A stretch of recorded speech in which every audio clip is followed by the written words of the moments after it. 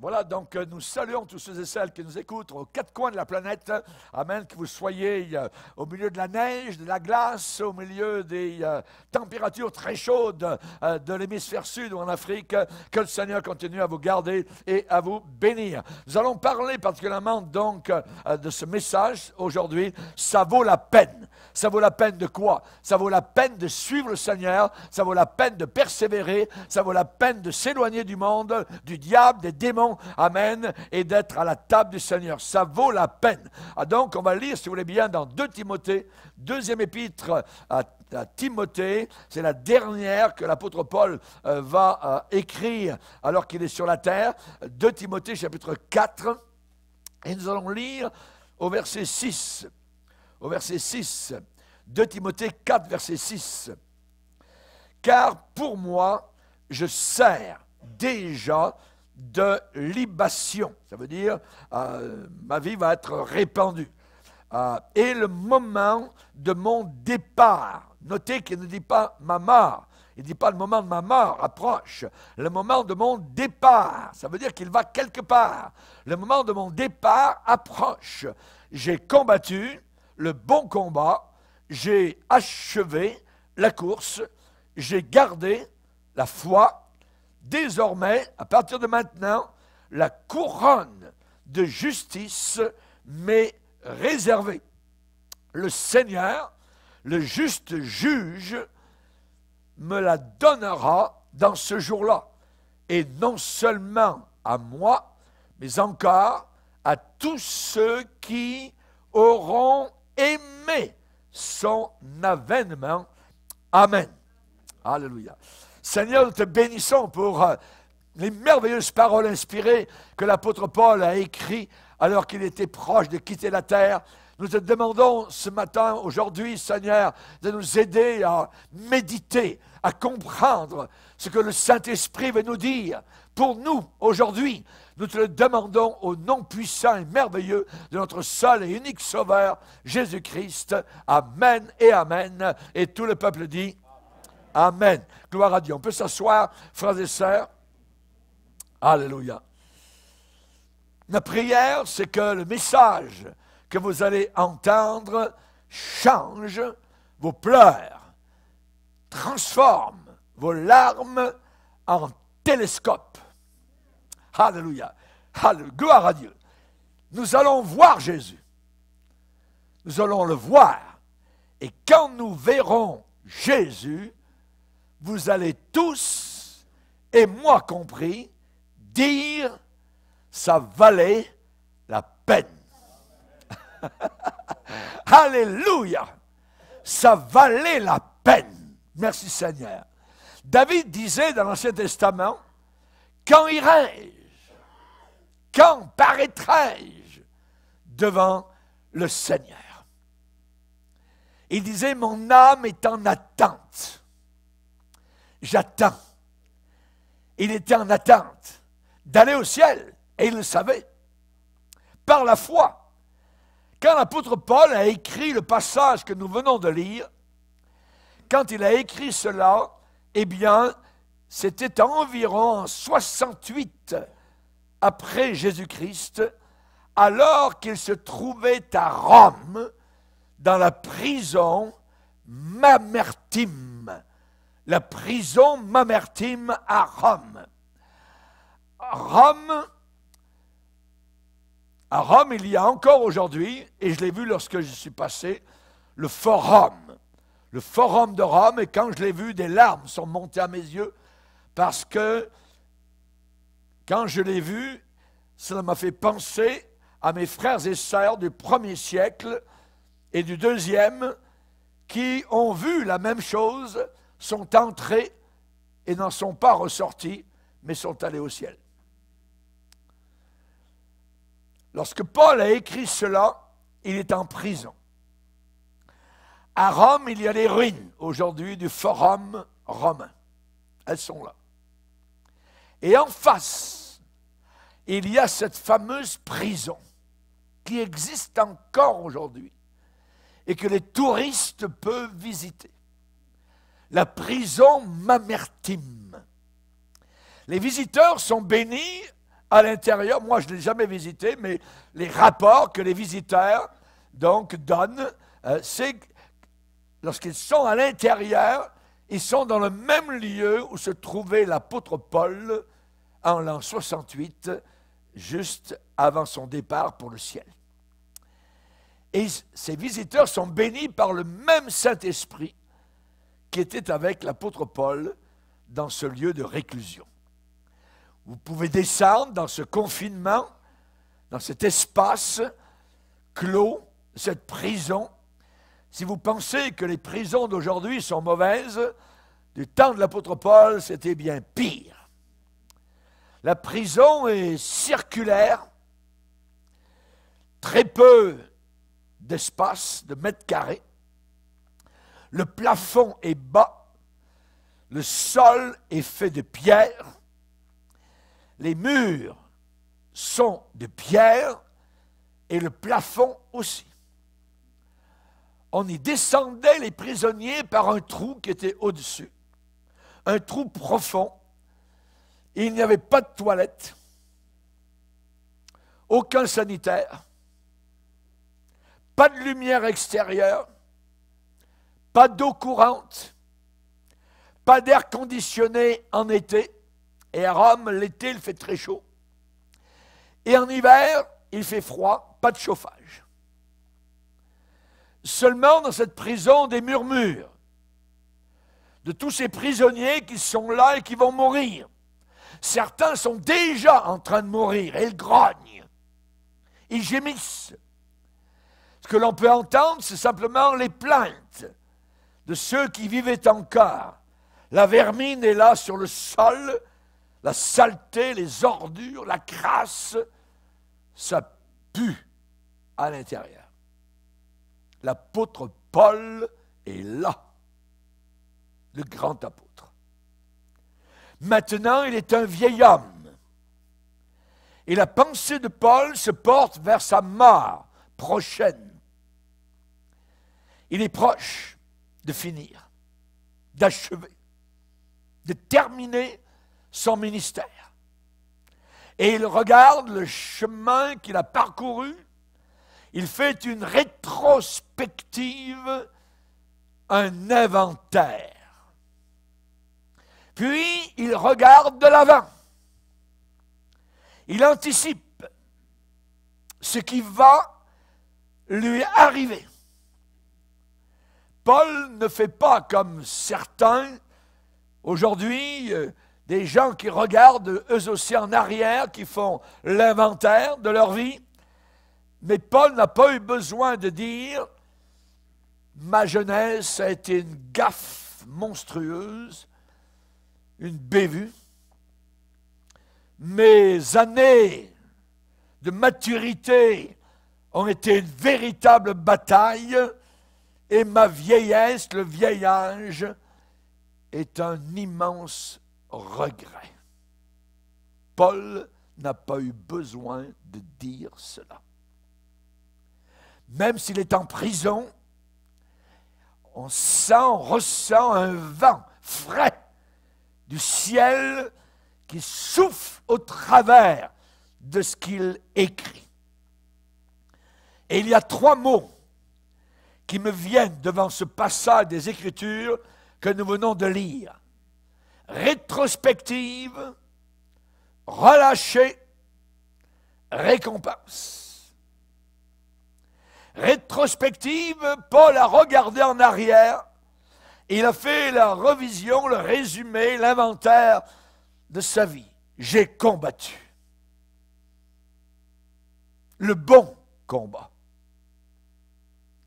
J'ai achevé la course. J'ai gardé la foi. Le deuxième mot, relâcher. Maintenant, Paul est prêt à relâcher sa vie. Je sers déjà de libation. Il est prêt à tout abandonner, même si sa vie finit en martyr, au milieu de son sang. Il est prêt à tout lâcher, abandonner entre les mains du Seigneur. Il est prêt à desserrer lui-même son étreinte sur sa vie personnelle. je sers déjà de libation. Le moment de mon départ approche, c'est proche. Et enfin, le mot récompense, il anticipe ce qui va venir pour lui. Désormais, la couronne de justice m'est réservée et le Seigneur, le juste juge, il était passé, Paul, dans des cours de justice où les juges avaient été tellement injustes. Mais maintenant, il parle d'une couronne de justice et le Seigneur, le juge juste, va lui accorder. Désormais, il dit ce mot, désormais.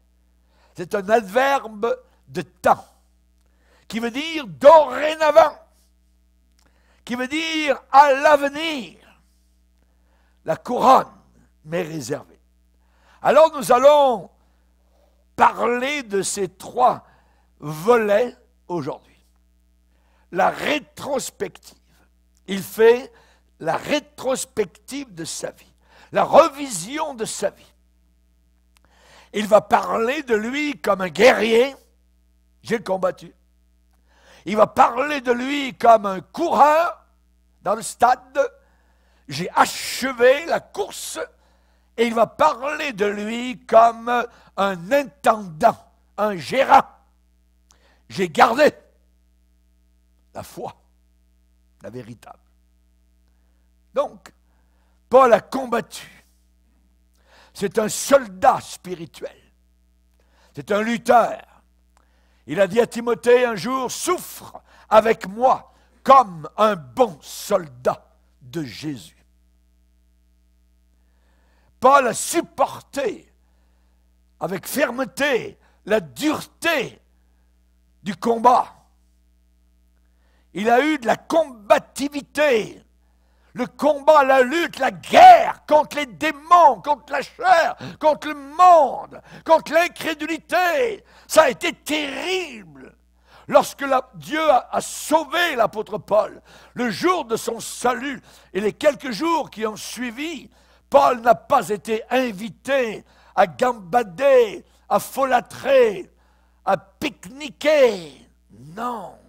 Il a été invité à une guerre, à une bataille, à une lutte.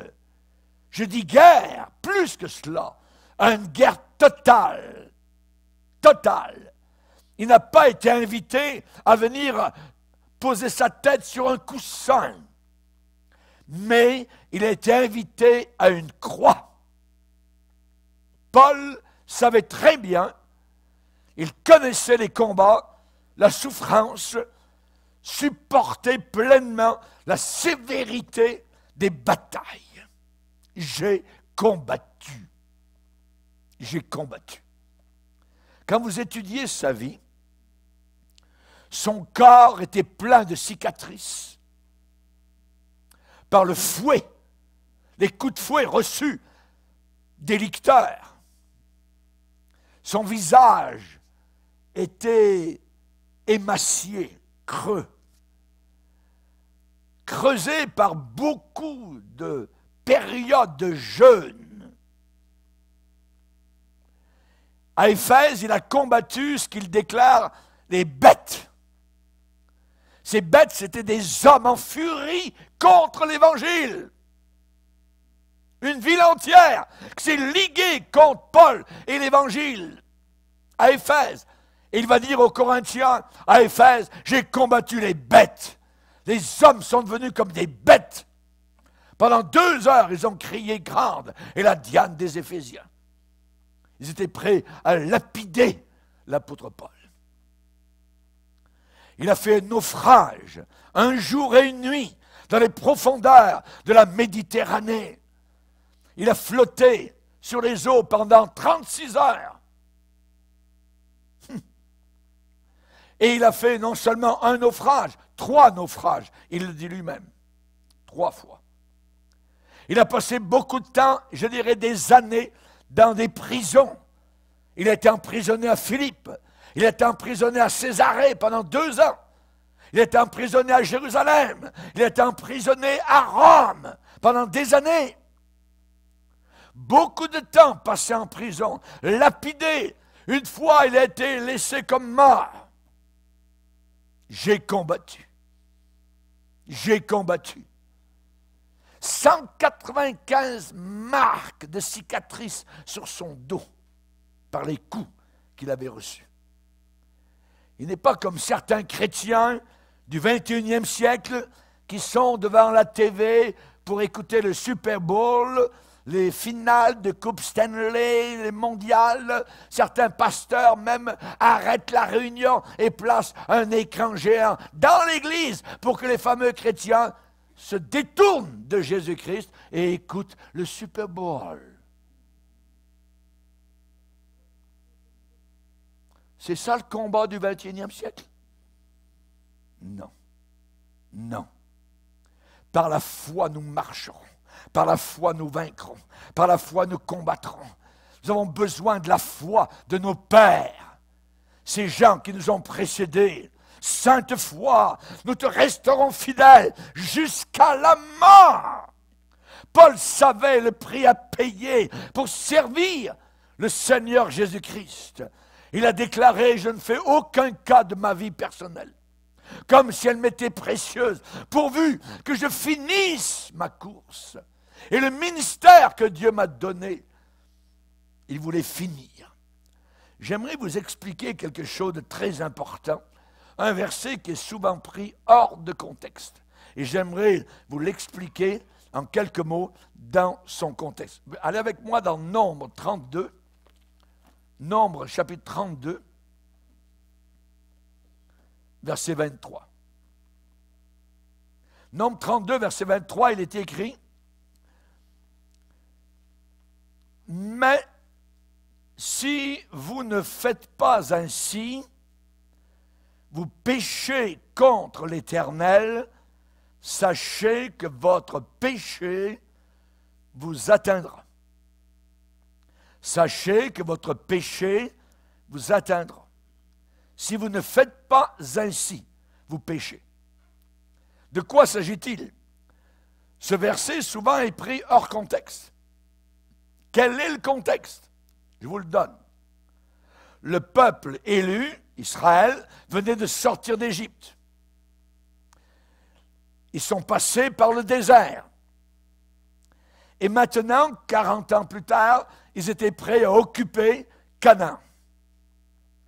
Et voilà que 2 tribus, Ruben et Gad, ne veulent pas quitter la zone désertique. Ils ne veulent pas traverser le Jourdain avec les autres tribus. Ils veulent rester sur la rive ouest, le West Bank. Et ils veulent rester de ce côté-là. Ils veulent rester sur le côté est. Pourquoi? Parce qu'ils pensent qu'ils peuvent vivre là, sur ce sol, le côté est. Mais, en réalité, ils ne voulaient pas traverser, ils ne voulaient pas aller plus loin.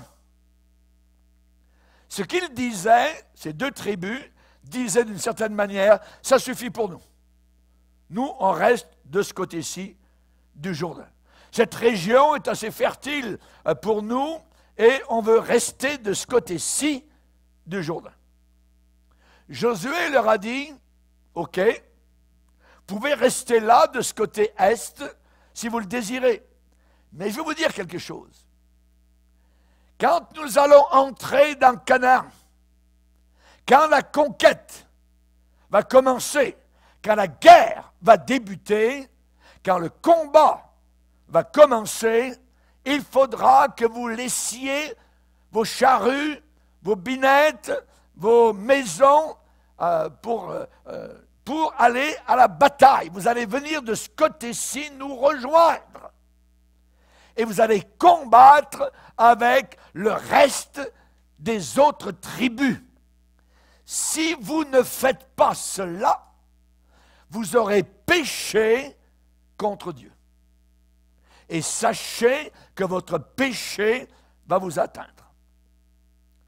Les deux tribus, Ruben et Gad, ne voulaient pas traverser le Jourdain, ils ne voulaient pas combattre. Ils ne voulaient pas aller à la guerre. Quand nous avons accepté le Seigneur, Dieu a placé sur nous, sur notre tête, un casque. Un casque. Ça parle de guerre. Il a placé dans nos mains une épée, l'épée de l'esprit pour combattre les démons, les puissants diaboliques. Il a mis à nos pieds des chaussures bien serrées que donne le zèle de l'évangile de gloire. Nous sommes revêtus comme des soldats et des soldates. Mais beaucoup de chrétiens aujourd'hui sont heureux de rester sur le mauvais côté du Jourdain. Ils ne veulent pas entrer en bataille. Laisse-moi tranquille, je te laisse tranquille. Satan arrive, il sort le drapeau blanc. Satan, je te ferai pas de mal, tout ça, mais viens pas me faire de mal. Ah, mes amis, vous êtes en guerre. Ça ne marche pas comme ça. Il faut combattre. Paul disait à la fin de sa vie, j'ai combattu. J'ai combattu. Il y a des chrétiens qui veulent toutes les bénédictions, tous les bénéfices du christianisme. Ils veulent rester confortables sur le mauvais côté du Jourdain, alors que le combat fait rage. Certains aiment les conférences bibliques. Ah, c'est merveilleux. Mais ils ne parlent jamais de Jésus aux autres qui sont à côté. Jamais. Ils n'ouvrent pas la bouche pour parler du Seigneur. Ils ne combattent pas. Ils ont dit, si quelqu'un a honte de moi, il pêche. Si vous n'agissez pas ainsi, si vous ne venez pas combattre, vous péchez contre l'Éternel et sachez que votre péché vous atteindra. Certains chrétiens aiment les conférences bibliques, certains même parlent de vie profonde dans le Seigneur, tout ça en Jésus-Christ. Ils parlent de leurs rêves, leurs visions, nouvelles révélations, et ainsi de suite. Mais ils ne se revêtent jamais de l'armure. Il n'y a pas de sueur sainte dans leur vie. Ils ne se saisissent pas de l'épée. Il n'y a pas de sang qui coule. Ils ne reçoivent aucune pierre sur eux. Pas de pleurs, pas de larmes. Et ils se plaignent parfois que l'Église ne grandit pas assez. Mais si ça dépendait uniquement de eux, l'Église ne grandirait jamais. Jamais. Pas du tout. Je ne suis pas contre la vie profonde dans le Seigneur. Aujourd'hui, on a dans nos milieux dits chrétiens de ces gens qui ne veulent pas combattre, mais ils aiment tomber par terre. Ils sont dans le repos de l'esprit. Ils sont en pyjama, alors que l'ennemi est aux portes. Ils devraient être en tenue de combat. Ils aiment tomber par terre, le repos de l'esprit. Ils sont des endormis. Ils ne sont pas au front. Ils sont en train de pourrir en Jésus. Ils sont en train de se putréfier en Jésus. Ils ne font rien au nom de Jésus. Ils sont des endormis en pyjama et non pas des soldats en tenue de combat. Ils ne sont pas au front. Vas-tu pouvoir dire à la fin de ta vie, j'ai combattu le bon combat? Aucun chrétien n'a le droit d'être en paix quand ses frères sont en guerre. Nous avons inventé dans nos églises des souffleurs, soufflent sur les gens pour qu'ils tombent par terre, sont des endormeurs. On a inventé un autre évangile, l'estime de soi-même, qui est un évangile d'orgueil. On a nos psychologues qui sont entrés à l'intérieur de l'Église, qui expliquent le péché. sont des gens qui expliquent comment Caïn n'était pas vraiment un meurtrier, mais sous l'action de sentiments, blablabla, il a fait un geste mauvais contre son frère, mais on peut expliquer ça. La Bible dit que Caïn était du diable. Il était du diable. Si vous ne faites pas ainsi, a dit Josué, vous péchez contre l'Éternel, sachez que votre péché vous atteindra. Nous sommes dans la bataille, nous sommes dans le combat. Aujourd'hui, on est en train de faire de l'église un cirque. Nous avons une grande église pas loin, là, il y a des trapézistes à Noël, il y a des femmes qui se baladent dans les airs, n'importe quoi. C'est ça l'église de Jésus-Christ? C'est une caverne de voleurs.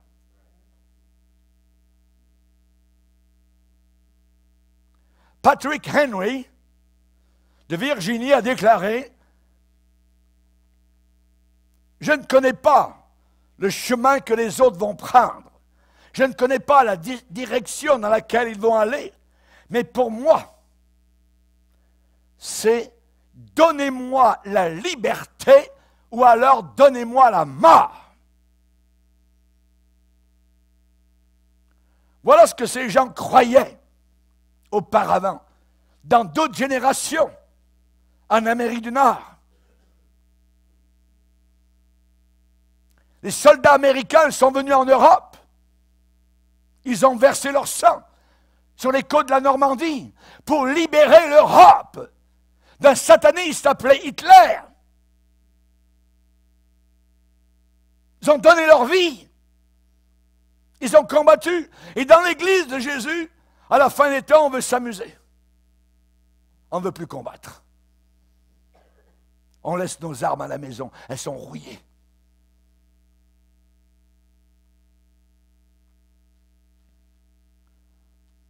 La génération du 21e siècle, ce n'est pas comme Patrick Henry, c'est donnez-moi la liberté, c'est tout, ça s'arrête là. Mais pas la mort.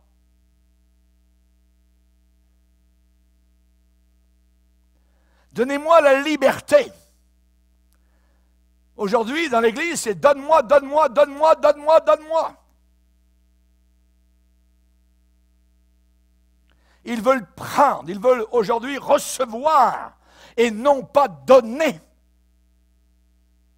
Ils ne comprennent pas qu'ils doivent être des guerriers spirituels. J'ai combattu. Je vais vous citer ce que Isaac Watts a écrit. Faut-il que je sois porté dans les cieux sur des lits de fleurs et d'aises, alors que d'autres se battent, combattent pour gagner le prix, alors que d'autres ont navigué sur des mers de sang? C'est certain, il faut que je combatte, dit-il, si je veux régner un jour. Seigneur, augmente mon courage. Oui, je vais supporter le travail dur et pénible. Oui, je résisterai dans l'épreuve et je serai porté et soutenu par ta parole. Isaac Watts. Et la Bible dit, si nous persévérons, nous régnerons aussi avec lui. Si nous combattons. Paul a dit, j'ai combattu le bon combat. Du départ de son salut jusqu'à ce que sa tête roule, il a combattu tout le temps. Mais il n'a pas combattu un combat, il a combattu le bon combat. Ça serait terrible de combattre un mauvais combat. Et à la fin de sa vie, regarder en arrière, en rétrospective et dire, oh, je me suis trompé. J'aurais dû combattre le bon combat.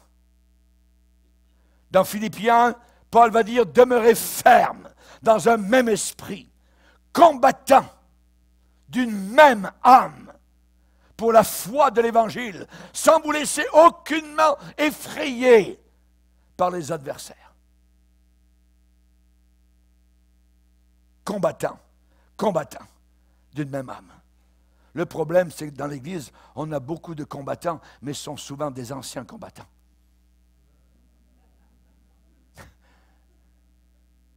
Il faut avoir des combattants d'aujourd'hui. Paul a achevé sa vie aussi non seulement comme un guerrier, mais comme un athlète spirituel. Paul n'était pas seulement un guerrier, pas seulement un combattant, un lutteur spirituel, mais il a dit, j'ai achevé la course. La course. Il a regardé par son épaule, derrière lui, la piste d'où il venait et dans laquelle il est entré. Il a été sauvé quand il a rencontré Jésus-Christ, et la première chose qu'il a demandé, Seigneur, que veux-tu que je fasse? Qu'est-ce que toi tu veux que je fasse? Est-ce que vous avez déjà posé cette question au Seigneur? Que veux-tu que moi je fasse, Seigneur? Paul n'a pas demandé en disant, Seigneur, qu'est-ce que les autres veulent que je fasse? Ou encore, qu'est-ce que tu veux, Seigneur, que les autres fassent? Que veux-tu que je fasse? Que veux-tu que je fasse? Dieu l'a saisi et l'a placé en piste. Et la piste était droite. Il est resté en piste jusqu'à la fin de sa vie.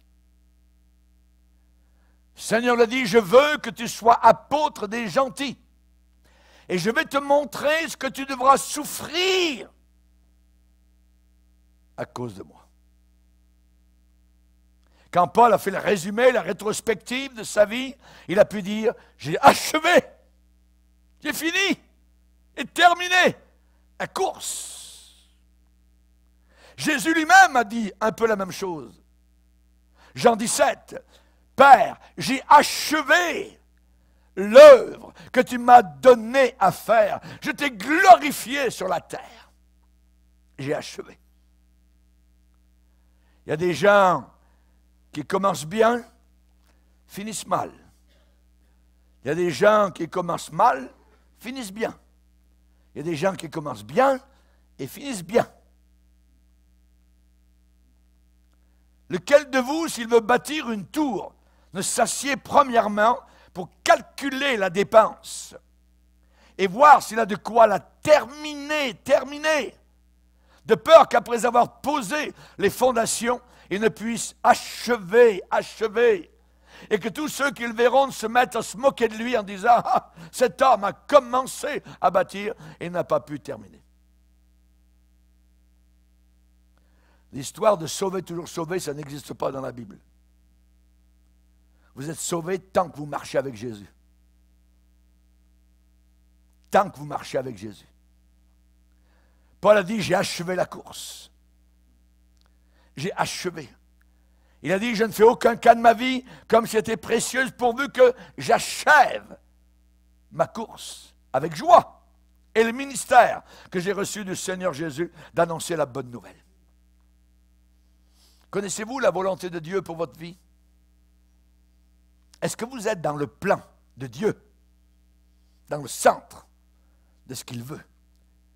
Y a-t-il un but dans votre vie? Si vous n'en avez pas, il faut en trouver un. Et quand vous l'aurez trouvé, accrochez-vous à ce but. Moi, je l'ai trouvé quand j'avais 21 ans et je glorifie le Seigneur pour cela. Et par sa grâce, je m'y suis accroché pendant toutes ces années, pendant un demi-siècle. Beaucoup de gens cherchent le bonheur, cherchent à être heureux. La question, psaume 4, qui nous fera voir le bonheur? Salomon connaissait Dieu, mais un beau jour, il a dit, bon, je vais essayer à côté, voir si on ne peut pas être heureux d'une autre manière. Alors, il a entrepris de grands ouvrages, il a bâti des maisons, des palais royaux, il s'est occupé de jardins, de vergers, il avait des serviteurs, il avait des troupeaux de bœufs, de brebis, en très, très grand nombre. Il s'est amassé aussi un compte en banque, de l'argent, de l'or, des richesses, et les délices des fils de l'homme, des femmes en grand nombre. Il dit, tout ce que mes yeux avaient désiré, tout ce que mes yeux avaient convoité, je ne les en ai point privés. Je n'ai refusé à mon cœur aucune joie. Et à la fin, il résume, voici, tout est vanité et poursuite du vent. Oh! une belle bulle de savon, ça éclate. Il n'y a plus rien. Vanité, des vanités. Tout est vanité. Le bonheur, écoutez bien, le bonheur, ce n'est pas quelque chose que vous découvrez en le cherchant. Non.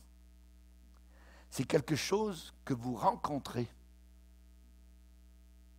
Et quand vous entrez en piste, et vous restez sur cette piste sur laquelle Dieu vous demande de courir, là vous êtes heureux. C'est ça le bonheur. Et quelqu'un se mettant à l'œuvre sera heureux dans son activité. Jacques, 1er chapitre. Heureux dans son activité. Tu mets dans mon cœur, Seigneur, plus de joie que n'en ont les païens. Plus de joie. Le rapport d'une revue, dernièrement, disait que les gens ont besoin de 3 choses pour être heureux. Mais ces choses ne donnent pas le bonheur. Ce qu'il disait sur le journal, pour être heureux, la sécurité, le confort et le luxe. Non, non, non, 1000 fois non. Vous pouvez être heureux dans une cabane, dans un cabanon, si vous avez Dieu avec vous. Alléluia. Ce que les gens ont vraiment besoin, je dirais, pour être heureux, c'est un but, un sens à leur vie. Et ce but et ce sens, c'est de trouver une piste, de découvrir la route sur laquelle Jésus veut vous placer et ensuite d'y rester. D'y rester. Pour Paul, la course était droite. Il n'a pas dérivé, ni à droite ni à gauche. Il n'a pas tourné, ni à droite ni à gauche. Il n'a pas viré, ni à droite ni à gauche. Tes oreilles vont entendre une voix derrière toi. La voix te dira, voilà le chemin, marche-y. Et Paul y a marché. Dieu a dit, je t'instruirai, je te montrerai la voie que tu dois suivre. Dois. Il y en a une. J'ai achevé la course. Le psaume 119, je cours dans la voie de tes commandements, car tu élargis mon cœur. Philippiens 3, je cours vers le but pour remporter le prix de l'appel du ciel. 1 Corinthiens 9, ceux qui courent dans le stade courent tous, mais un seul remporte le prix. Courez de manière à le remporter. Hébreux 12, courons avec persévérance dans la carrière qui nous est ouverte, ayant les yeux, les regards sur Jésus-Christ. On ne doit pas regarder au frère ou à la sœur à côté de nous, à Jésus. On ne regarde pas au diacre, aux diaconesses, non, non, non, à Jésus. On ne regarde pas à la mairie de la ville, non, non, non, non. On ne regarde pas à l'opinion publique, non, non, non. On ne regarde pas à la culture actuelle, la fameuse culture, non, non, non, voyez. On ne regarde pas non plus à ce qu'on peut obtenir ou ce qu'on peut ne pas obtenir. Pas du tout. Non. Satan est rusé, très rusé. Je vous explique. Satan ne veut pas tout d'abord que vous alliez dans la mauvaise direction. Il dit pas quitte le Seigneur. Non, non. Qu'est-ce qu'il a dit à Ève? Dieu a-t-il réellement dit? Il a mis en doute simplement la parole de Dieu. Ce que tu crois, c'est peut-être pas la bonne chose. Voyez? Ah oui, oh. Hein? Ève a été ébranlée. Satan ne veut pas que vous alliez tout d'abord dans la mauvaise direction. Il est trop rusé. Il essaye de vous détourner pour que vous combattiez autre chose. Combattre le communisme, combattre l'avortement, combattre l'alcoolisme, combattre la drogue, combattre le problème racial, faire de la politique, faire quelque chose d'autre que ce à quoi Dieu nous a appelés. Paul n'a pas combattu les communistes, Paul n'a pas fait de la politique, il n'a pas pris des pancartes, il n'est pas allé à Rome contre Néron, ainsi de suite, jamais de la vie. J'ai combattu le bon combat, j'ai achevé la course. Dieu, moi personnellement, m'a donné une mission, c'est de prêcher l'Évangile. Les autres choses ne sont pas mauvaises en soi, mais elles peuvent nous détourner totalement. C'est facile de se faire détourner. Mais grâce à Dieu, moi personnellement, j'ai pu rester pendant 55 ans sur la piste. À lui soit la gloire. Parce qu'il faut continuer à regarder à Jésus. À Jésus. Personne ne peut rester sur la piste s'il ne garde pas son œil sur le but. Vous avez déjà vu des coureurs dans le stade en train toujours de regarder à l'arrière, tout ça? Non, ils regardent le but. Ils veulent arriver là-bas, là pour fendre, je dirais, de leur poitrine le ruban qu'ils vont casser en arrivant sur la ligne d'arrivée. Les yeux fixés sur le but. Samson a eu les yeux crevés parce qu'il ne regardait plus à Dieu, à son Seigneur. Et les païens se sont chargés de lui crever les yeux. Mais avant que ses yeux soient crevés, ses yeux spirituels étaient aussi crevés par Satan, par sa convoitise, par sa pornographie. Il ne voyait plus rien. La Bible dit, ceux qui se confient en Dieu renouvellent leur force. Ils s'envolent comme les aigles. Ils courent et ne se lassent pas. Et ne se lassent pas. Mais pasteur, après 55 ans, quand est-ce que vous allez prendre votre retraite? Vous n'êtes pas fatigué, toujours prêcher, tous les dimanches, 4 réunions par semaine, ainsi de suite, les missions outre-mer. Vous avez commencé une école biblique.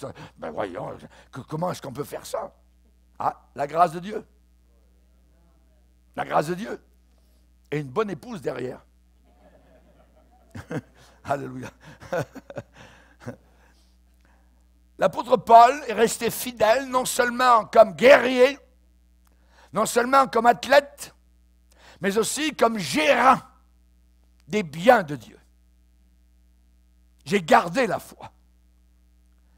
Le vieil apôtre Paul avait combattu comme un bon soldat, il avait achevé la course comme un athlète, il était resté fidèle comme un steward. Gardez la foi. Il n'a jamais renié la parole de Dieu. Sur son chemin est arrivé d'autres évangiles, d'autres églises, des faux prophètes, avec la Bible toute tordue, enseignant les gens toutes sortes de choses fausses. Il n'a jamais embarqué dans ces choses-là. Il est resté fidèle à son évangile, l'évangile de gloire, l'évangile de la croix, l'évangile du sang, l'évangile de la vie crucifiée. J'ai été crucifié avec Christ, va-t-il dire aux Galates. Il n'a jamais renié la parole de Dieu, jamais renié la seigneurie de Jésus-Christ. Il a prêché tout le conseil de Dieu, sans en rien cacher. Il a tout dit. Il a tout dit. Aujourd'hui, vous allez dans certaines églises, on vous dit une partie. On ne vous parlera jamais sur l'enfer. On ne parlera jamais sur le baptême dans Saint-Esprit avec le parler en langue. On ne vous parlera jamais sur le retour de Jésus-Christ. On ne vous parlera jamais de l'Apocalypse, tout ça. Jamais. Paul a dit, j'ai prêché tout le conseil de Dieu, sans en rien cacher. Vous connaissez l'armée du salut? Le fondateur s'appelait William Booth. Je cite ce qu'il a dit. Le plus grand danger dans l'avenir, c'est un christianisme sans le Saint-Esprit. Le pardon sans repentance. Le salut sans la régénération de la nouvelle naissance. Et un ciel sans prêcher l'enfer. Il avait l'œil prophétique. C'est ce qu'aujourd'hui est annoncé dans beaucoup de pupitres d'églises dans le monde entier. C'est un christianisme. Vous rentrez dans l'église vide et vous ressortez vide. Saint-Esprit n'est pas là.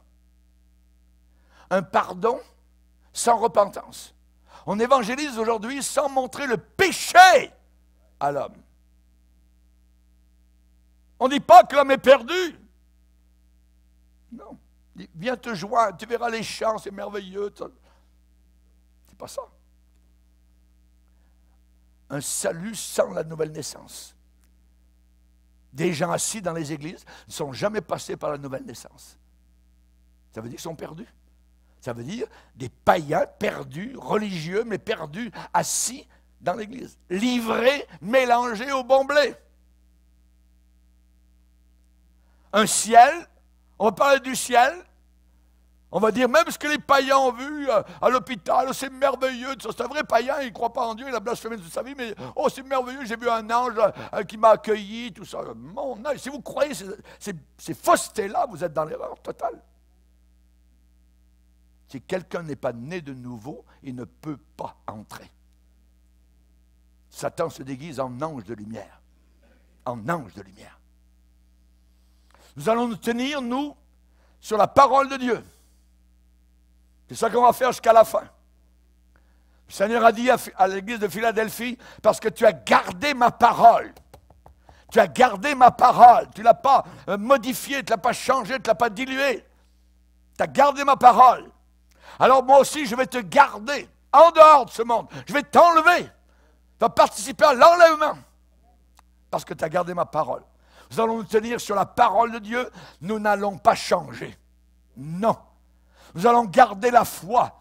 Nous serons accusés, oh oui, d'être des bigots, d'être arriérés, étroits d'esprit.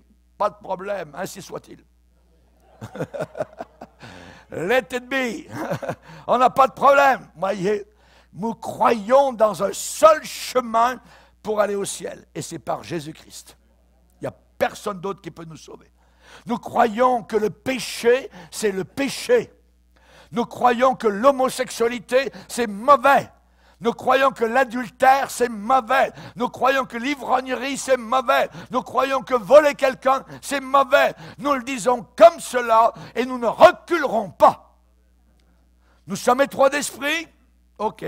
Nous sommes intolérants, ok. Mais nous combattons le bon combat.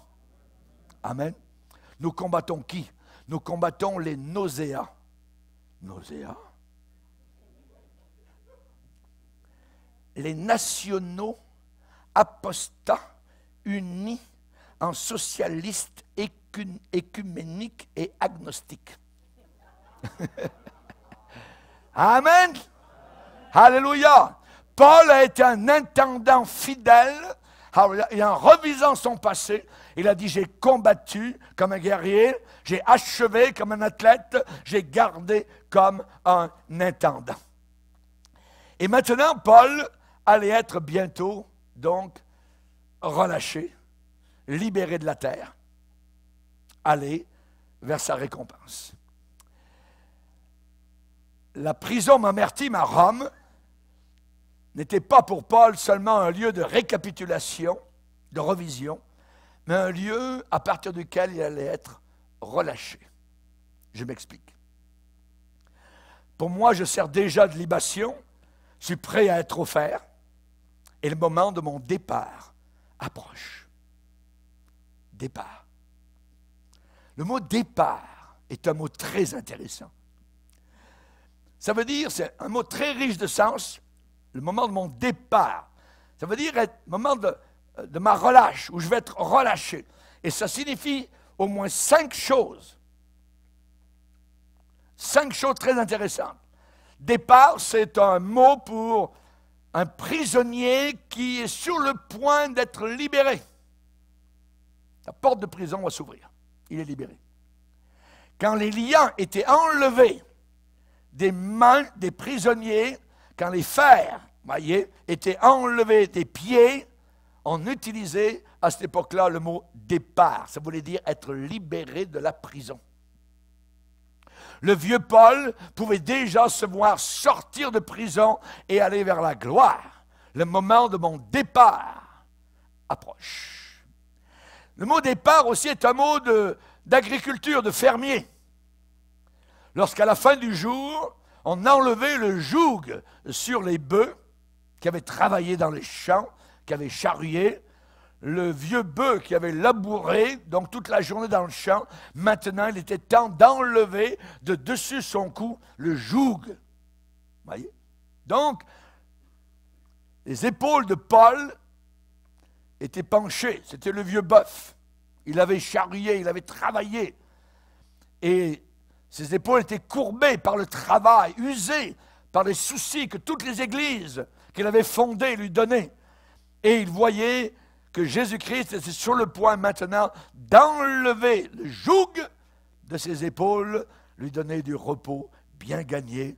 Et déjà il entendait au loin la parole. C'est bien, bon, fidèle, serviteur. Viens-t'en, entre dans la joie de ton maître. Le moment de mon départ approche. Départ aussi, c'est un mot pour un soldat.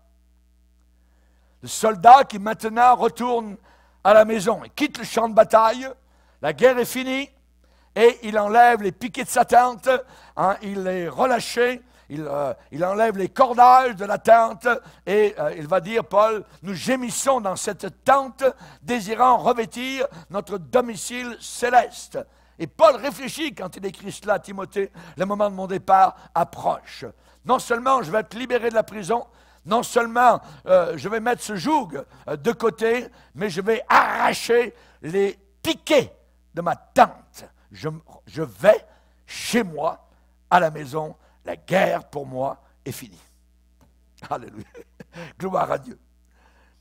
Aussi pour un marin, le mot départ, c'est un mot pour un marin. Quand le navire va sortir du port pour aller en haute mer, alors on enlève les haussières du quai, les cordages sont enlevés, larguez les amarres, voyez. Ou alors c'est un voilier, hissez les voiles. Hein. Départ. Si le bateau est au mouillage, levez l'ancre. Hein. Et le bateau quitte un port pour arriver à un autre port, un nouveau port. Et on utilisait le mot départ.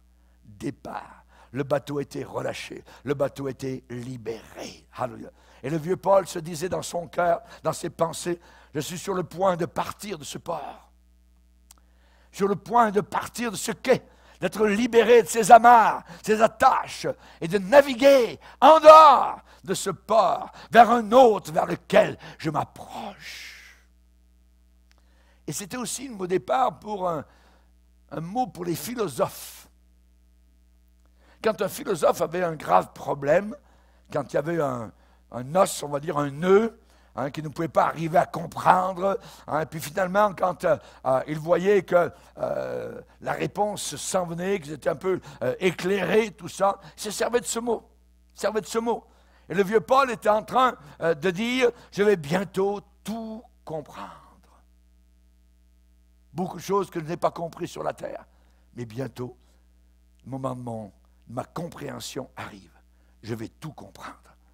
Il a dit, nous voyons sur la terre au moyen d'un miroir, d'une manière floue, mais là-haut, nous verrons net, clair. Alléluia. Nous connaîtrons comme nous avons été connus.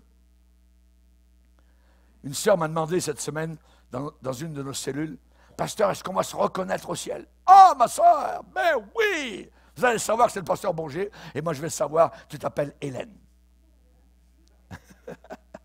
On se reconnaîtra. Vous saurez tout de suite, ah, tiens, c'est David, ah, tiens, Abraham, ah, tiens, Moïse, ah, tiens, Élie. Vous allez reconnaître tout de suite, instantanément. Et ensuite, Paul va parler de sa récompense. Paul arrive à la fin de sa vie, il regarde à l'arrière, rétrospective, comme un athlète, un soldat, un gérant, un intendant. Il regarde au présent, le moment de mon départ approche, il regarde au futur, et il va dire, maintenant, la couronne de justice m'est réservée. Le Seigneur, le juste juge, me la donnera en ce jour-là. Il s'attendait à 3 choses, Paul. À une couronne. Il s'attendait à voir tous ses frères et sœurs rachetés et sauvés. Et il s'attendait à un juste juge. Un juge qui est juste. Il était prêt à aller au ciel. Et ça, c'est la consommation de notre salut. Paul a dit, j'estime que les souffrances du temps actuel n'ont absolument aucune comparaison avec la gloire à venir. Sa dernière marche, lorsqu'ils l'ont sorti de la prison mamertine jusqu'au lieu d'exécution. Il est en prison, il finit sa lettre, il la signe et il attend. Peut-être à l'extérieur, il est en train d'entendre un bourreau en train d'aiguiser sa hache mortelle. Zoum, zoum, zoum, zoum. Il sait très bien que dans très peu de temps, il sera exécuté, décapité. Oh, il entend un bruit. Les gardes arrivent, tirent Paul de sa prison, il l'extrait. Viens, Paul, c'est le temps d'y aller. Ton heure est arrivée. Et le voilà. Le voyez-vous, Paul? Ses épaules sont recourbées, penchées, un peu abaissées. Son manteau tout déchiré. Sa tête est grise. Son petit corps est balafré de cicatrices. Ses yeux clignotent parce qu'il arrive à la pleine lumière alors qu'en bas, il est habitué à l'obscurité. C'est le plus grand chrétien de tous les temps. On le conduit vers la rivière Tibre à Rome. Cette rivière qui va boire son sang et le diluer. Et alors que sa tête va dans quelques instants être coupée, retranchée de son corps, le garde marche à côté de lui. Paul, est-ce que tu es en train de chanter? Quelle sorte de bruit tu es en train de faire? Juste en train de fredonner. J'ai jamais entendu ça. Qu'est-ce que tu es en train de chanter? Un petit chœur que j'ai appris à l'église. Tout ça aura valu la peine.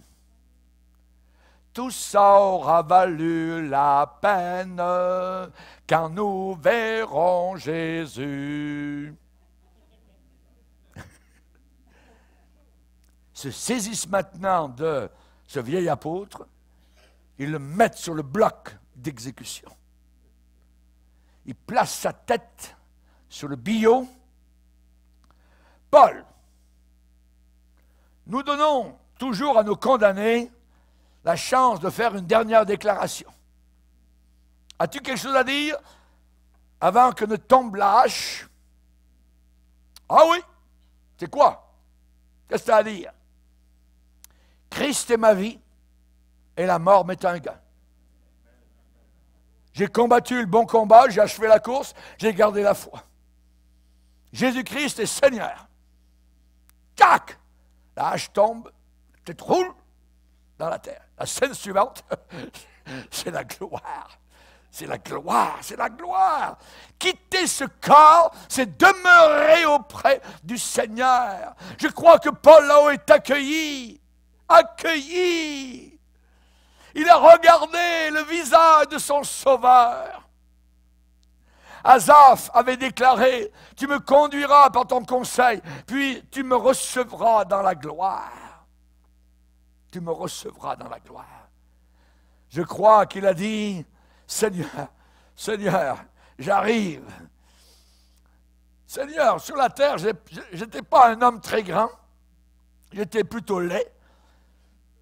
J'avais une pauvre vie, pas très belle, j'avais un corps faible. Cependant, Seigneur, j'ai combattu le bon combat. J'ai achevé la course. J'ai gardé la foi. Et je crois que Jésus lui a dit, c'est bien, bon et fidèle serviteur. Entre dans la joie de ton maître. Et je crois que Jésus a placé sur sa tête une couronne. Alléluia. Savez-vous ce que Paul a fait en cet instant-là? Il l'a enlevé de sa tête. Et il l'a placé aux pieds de Jésus. La Bible dit, ils jettent leur couronne devant le trône. Et ils disent, tu es digne, notre Seigneur et notre Dieu, de recevoir la gloire, l'honneur et la puissance. Je ne veux pas avoir une couronne à porter. Je veux avoir une couronne à jeter à ses pieds. Amen. Seigneur, nous te glorifions. Seigneur, bientôt nous te verrons. Seigneur, nous t'adorerons dans cette gloire ineffable et glorieuse. Merci, merci Seigneur. de ce qu'un jour tu as porté sur ton épaule la croix de nos péchés. Merci Seigneur. Aide-nous à combattre le bon combat. Aide-nous à achever la course. Aide-nous à garder la foi. Seigneur, nous voulons te dire un jour, Seigneur, ça a valu la peine de te servir et de souffrir pour toi. Amen et amen. Et tout le peuple dit amen. Levons-nous ensemble, frères et sœurs. Pour écouter plus de conférences de prédication et d'études bibliques qui ne sont pas disponibles sur YouTube, rendez-vous sur notre site rbmif.org et vous allez accéder à notre menu messages, vidéos, prédications et vous aurez ainsi accès aux messages censurés. Que Dieu vous bénisse.